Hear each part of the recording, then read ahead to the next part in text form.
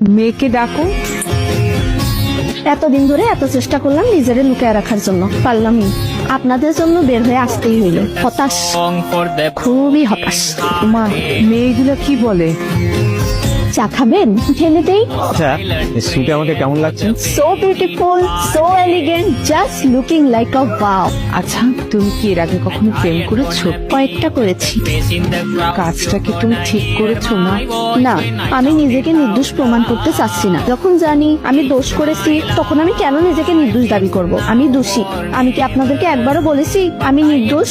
তখন আমার আবেগে কাজ করেছিল, বিবেকে কাজ করে নাই। বিবেকটা কাজ করলে পৃথিবীর সর্বশ্রেষ্ঠ আদালত হচ্ছে মানুষের বিবেক। তখন যদি আমার বিবেকটাই কাজ করতো, তাহলে আমি এত বড় ফাঁকের মধ্যে জড়িয়ে যেতাম না। তুমি লেখাপড়া কি করেছো? জি, প্রাইভেট ইউনিভার্সিটিতে। ভাগ্যিস আমার বাবা মার অঢেল টাকা ছিল না, তাহলে আমাকেও অনেক টাকা দিয়ে প্রাইভেট